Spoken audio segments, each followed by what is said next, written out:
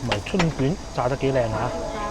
同埋我最中意嘅咧就係有配茄汁啊，唔係嗰種好乾嗰種炒麵嚟嘅喎。咁同埋咧就我覺得剪一剪會好啲咯。係，然之後呢度有啲蔬菜啦，就正如我哋面前呢個咁，亦都係上次觀眾話俾我聽，我而家就識得喺老婆面前認叻啦。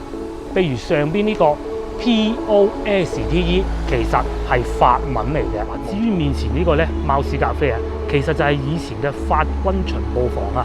簡單啲嚟講就係佢哋警察嘅地方咧。點解要設置喺度咧？因為你沙面度咧，其實入口並唔多㗎。譬如話面前呢度就其中有一個啦。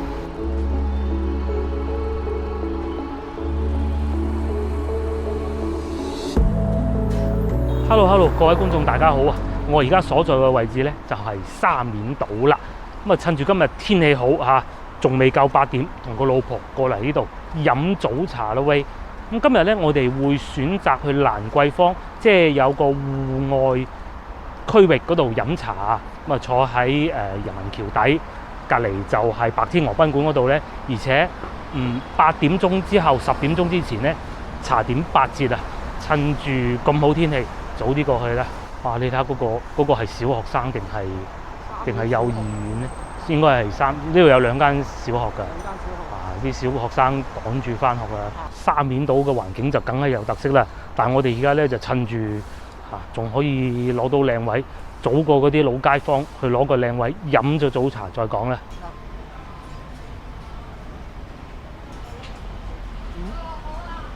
Hello， 我哋終於揾到位置啦。咁啊，原來都唔算多人嘅，因為點解呢？呢排呢，廣州嘅天氣啊就開始熱啦。如果咧呢種戶外位置再唔嚟食嘅呢，過多我諗1個星期都唔使啊。你係已經喺度抹住汗喺度食，咁啊其實不必噶啦。咁啊可能要翻去橋尾另外室內嗰部分咯。既然天氣仲未變熱，趁住未變熱，快脆帶個老婆嚟呢度試下。如果唔係咧，又要到可能12月先至可以坐到呢啲戶外位置咯。又嚟睇下佢哋嘅茶點價格啊嚇！嗱，呢個價格咧係原價嚟嘅。咁由於喺11點之前啊係會打折嘅，所以嗱，譬如話最少嘅小點啊嚇，咁打完折就8蚊啦，尾點啊324，即係大概25蚊到啦。另外呢度嘅茶位好鬼得意嘅，6個半銀錢位嘅喎嚇。但係當然呢個係大廳，而至於我哋坐緊呢個位置呢，係10蚊位嘅。咁但係如果你可以出示一張65歲以上嘅老人證呢，呢個10蚊都係免埋嘅。咁啊好明顯我哋係冇呢個老人證㗎啦，所以呢都係要俾10蚊茶位。睇下我哋點咗啲咩嘢食。嗱，第一次帶老婆過嚟呢度食啊，佢呢就已經講啦，要呢個大點喎，叉燒包，鳳姐秘製叉燒包幾好食㗎。雖然我唔中意食叉燒包啫，但係我知道佢哋嘅叉燒包都係好好，又姑且試下啦。咁另外第2道呢，其實我就好想食呢個嘅，不過上次已經食過啦。百味醬蒸美國鳳爪啊，超好食！嗰啲鳳爪呢，大到呢成隻手板擺唔落嗰種啊，真係好大隻。頂點呢，超點係非常抵食嘅。不過既然上次都食過啦，我哋就唔試。而且上次呢食過另外一道都非常之好嘅。反而老婆覺得呢個幾好啊嚇，就係呢個啦，佢係特點嚟嘅，21蚊咁樣打埋折，其實都係10零蚊嘅啫，又唔算好離譜啊。呢個性價比係好高嘅。最後我哋就點埋呢個石鍋京葱焗餃子，哇，幾好啊啲名，而且價格唔貴啊嚇，大點啫。係啊，由於全部都係點心咧，老婆就決定不如再整多個咯，菠蘿油，好似敷衍咗啲啊嚇。理髮版腸粉啦，腸粉都幾好㗎。啱先一坐低咪話好鬼熱嘅，老婆又話要坐呢邊咁，但係咧坐落咗又 OK 喎。點解嘅？因為咧呢度啊啱啱就有對住江風啊嘛。咁啊當然啦，個環境咧其實係會冇我哋嗰邊坐得咁靚嘅。我覺得呢邊環境咧係冇我哋嗰邊坐得咁靚嘅。不過呢邊咧就涼爽啲咯。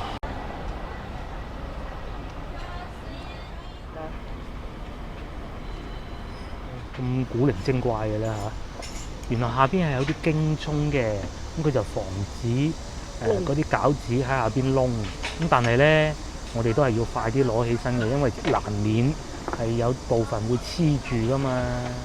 而且咧，而家啲天氣咁熱，你長期擺住喺下邊熱住佢咧，就係影響食慾㗎啦嚇，所以要盡快夾出嚟，然之後再配少少京葱，咁就攤凍下先食。另外佢哋啊有配一碟辣椒醬㗎喎，個辣椒醬睇上去幾好喎，有係啊有油㗎，佢唔係嗰種咧淨係得辣椒醬嘅啲醬啊，係有辣椒油㗎。哦，趁新鮮熱辣，試下隻餃子先嗱，暫時睇見咧。佢裏邊應該係一啲韭菜嚟嘅，咁啊加埋少少肉啦。啱啱試過一啖餃子啦，我啊未食得到蝦啦，啲肉幾好嘅，有肉多過韭菜嗰種啊。少嘅啫，再配翻少少辣醬，真係少少好辣。咁樣食埋隻餃子，接落嚟就準備食春卷啦。超舒服啊！依家。秋涼仲舒服呢啲位，秋涼舒服，秋涼有連大風嗰頭啦。秋涼啊直嘅，其實個茶位就，不過而家你話有啲熱又冇空調。接落嚟就試下個春卷啦，哇，好難夾，同埋春卷炸得幾靚嚇。同埋我最中意嘅咧就係有配喼汁啊！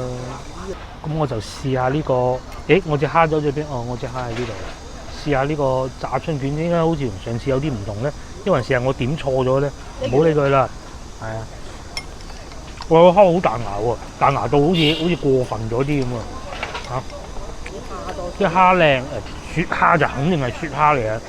但係蝦嘅品質好好，佢唔係嗰種爽口，佢彈牙喎個蝦。個皮咧係炸得好脆，因為新鮮送上嚟啊嘛。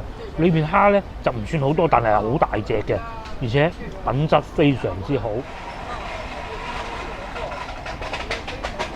好，食完個咁靚嘅春卷，接落嚟就試下呢個叉燒包啦！老婆就話非常之好做得，睇上去啊表皮哇咁粒粒突突，我就真係唔識嘅，其實都係佢教我嘅啫。但凡靚嗰啲爆開嗰啲先至係咁嘅喎。佢加咗臭粉，有臭粉先至係咁爆嘅。如果你淨係烤冇，佢唔係咁爆。就唔係咁爆嘅。其實咧，我食叉燒包咧，其實對於包嘅外皮咧，我係冇咁抗拒嘅。我其實最主要就唔中意食裏邊嗰啲餡料嘅啫。咁啊，先從個外皮試下啦，係嘛？睇下係咪真係咁軟熟。佢有一加臭粉嘅就好似一包咁爆。加得臭粉多有陣味。嗱，大家再睇下，感覺上好似好乾啊！一搣就開，但係其實食落口咧唔係嘅，食落口咧都係好咁軟腍腍嘅，有咬口，有麵粉嘅香味嘅。佢臭粉應該唔算落得過火啊！接落嚟試下佢啲餡啊嚇，睇上去咧醬汁唔算話太多，我中意嗰啲咧冇咁多嗰啲醬喺裏邊嗰種啊，還好。咁啊呢個咧就算得上係我食過最好嘅叉燒包啊！即係我唔中意食叉燒包。佢真係有啲蝦子啊！佢哋冇夾。好，蝦子麵又送咗嚟啦，真係有蝦子喺上邊嘅喎。不過呢啲係日本壽司上邊嗰啲蝦子，我原先咧以為係嗰種斗門蝦子，好細粒嗰種嘅，咁啊都唔緊要啦，試試味道。睇上去咧唔會太乾喎，佢唔係嗰種好乾嗰種炒麵嚟嘅喎。咁同埋咧就我覺得剪一剪會好啲咯。係，然之後呢度有啲蔬菜啦，唔係韭黃嚟嘅，薑絲嚟嘅。係啊，薑絲嚟㗎。嗰啲我原先都以為係韭黃啊，原來薑絲嚟嘅。咁佢嘅調味咧係用蠔油嘅，唔算話好鹹。我屋企咧煮飯咧，我爸買嗰啲蠔油咧鹹到死，呢個幾好喎。佢係嗰種好幼嘅蛋麵嚟㗎，即係煮起身咧唔係乾麵，咁啊煮好之後咧就會比較軟咯，又唔算好乾，又唔算好硬嘅，幾好。總之唔硬就好食嘅，對於我嚟講幾道點心我哋都試過咯喎，你覺得邊樣最好咧？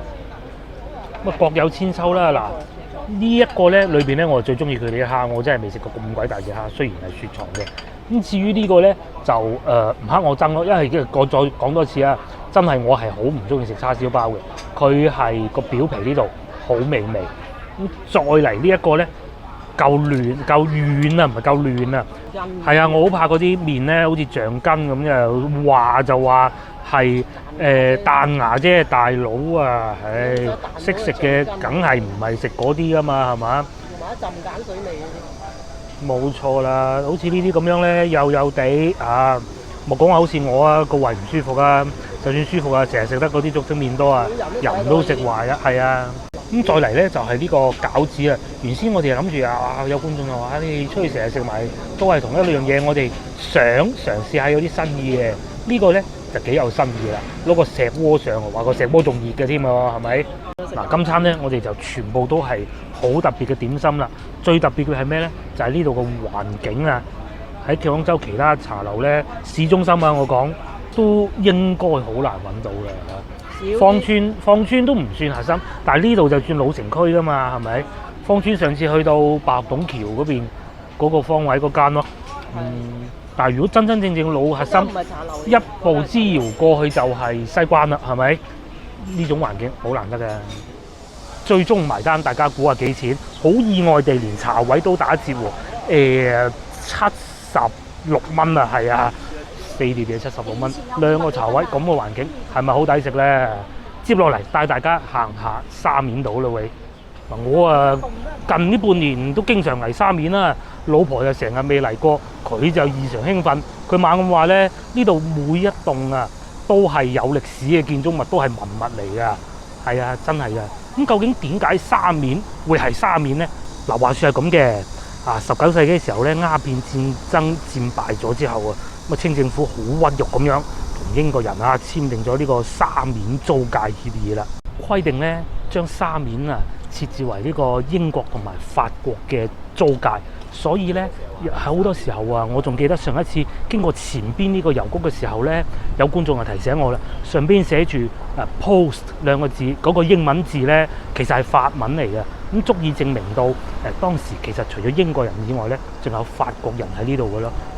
正因如此，呢度好多建築物都係英式或者法式嘅風格，就正如我哋面前呢個咁，亦都係上次觀眾話俾我聽，我而家就識得喺老婆面前認叻啦。譬如上邊呢個 POSTE 其實係法文嚟嘅，冇錯啦。咁至於呢一個呢，雖然佢門口冇牌寫住係咩建築物，我哋極有理由相信呢，佢以前係法國郵局嚟嘅。咁除咗郵局之外，既然好多英國人、法國人喺度生活，咁啊又會有一啲網球場啊，有啲酒吧咁。譬如剛才咧，我哋去飲茶嗰度啊，其實就係法國人嘅花園嚟嘅，冇錯，法國人花園。我哋依家咧就坐喺嗰度飲早茶啦，係咪好正咧？哇！你睇下地下嗰啲磚，你話係真係嗰陣留到依家，其實都有可能㗎。係啊。只不過歷史原因嗰陣就冇拆晒咧，真係好彩啊！嗱，包括甚至乎呢嚿石都好啊嚇。你話真係由嗰陣留到依家咧，都真係唔出奇。不過至於呢啲外牆咧，應該就係重新粉飾過嘅。你呢格局係咪好有東南亞風情咧？我哋繼續行啦。嗱，係嘛？我冇講錯啦，地下上面寫住法國海軍辦事處，同埋呢度啊嚇，也曾作法國郵政局。啱唔啱啊？呢個我真係有做功課㗎，行啦。當時咧，因為鴉片戰爭戰敗咗啊嘛，咁你西方列強要懲罰當時嘅清政府，咁點辦咧？就只能將佢哋呢度一啲稅收啊，就歸到佢哋英法嗰邊啦。咁啲錢究竟點樣 send 翻去佢哋老家咧？你必須有郵局啦，呢邊有人喺度啦，有海關啦。佢哋又要喺度生活啦，咁所以咧就形成咗沙面島咁特別嘅風情啦。通常你要判斷一個地方係咪新城區定舊城區咧，其實係一個好簡單嘅標準嘅啫。大家睇下面前呢啲樹，你話有幾多年啦？係咪100幾廿年？完全唔出奇。即使我唔過去抄佢嘅資料都好，你睇佢生到咁樣樣，正因如此，講明佢哋呢度係有咁悠久嘅歷史。而唔係話種幾棵樹就話自己嗰度我係城區嘅廣州咁，其實唔係，好明顯呢啲就係老城區嘅標誌啦。上星期咪同大家去睇過水浸街嘅，呢度啊啲水都好悶啊，呢度仲揾個地方封住添。再轉個鏡頭過嚟睇下，係咪啲水好悶啊？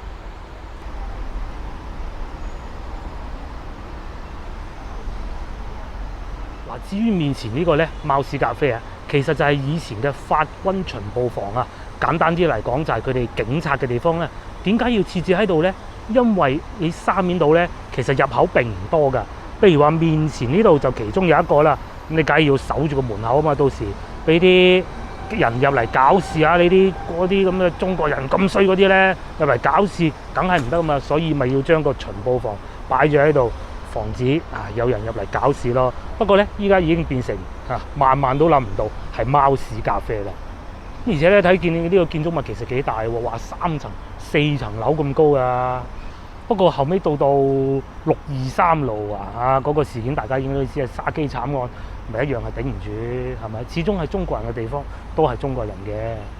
講完沉重嘅歷史之後咧，呢度又要講飲飲食食啦。呢個火車頭餐廳仲喺度嘅，但係如果我覺得要嚟沙面島食西餐嘅話咧，喺前邊玫瑰園，我覺得係唔錯嘅。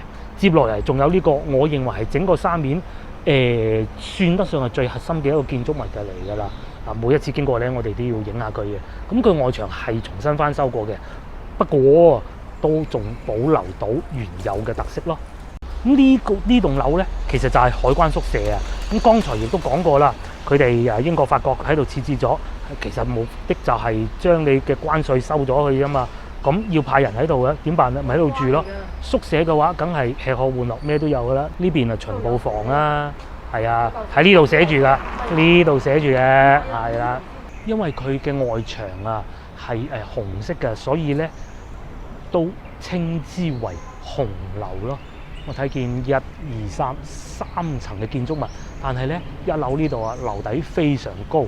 不過上次直播嘅時候，亦都帶大家嚟睇過啦，係不能入內的文物保護，謝絕參觀。沙面大街6號啊！不過咧，即使係咁喺外邊影下相都好靚嘅。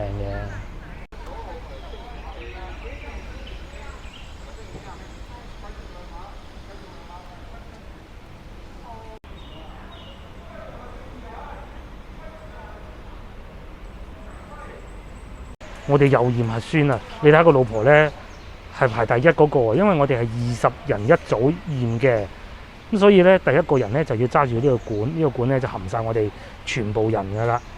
係咪第一次揸管啊？隊長啊！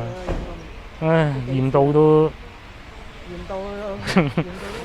剛才紅樓行過嚟無耐咧，呢度以前就係法國兵營啦，咁依家咧就變成係一個月子會所啊。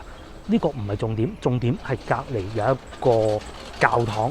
如果我冇記錯嘅話，呢度應該係一個法國教堂嚟嘅，可以入去花園嗰部分，但係教堂核心咧就唔入得。我哋入去睇下先。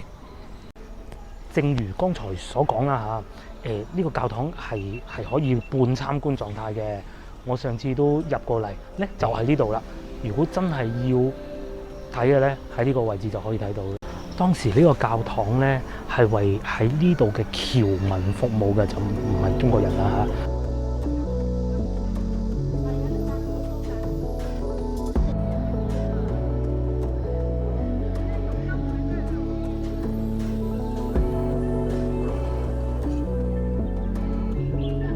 再行咗無耐啊，又嚟到另外一個法國人嘅建築物啦。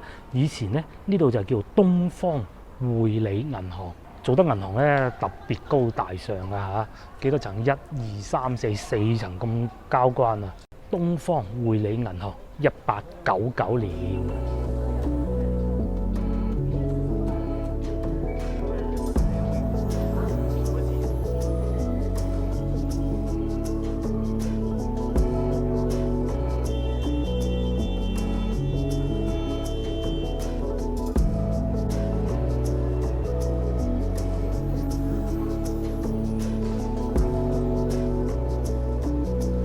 剛才咧，我哋就睇過好多法國嘅建築物啦。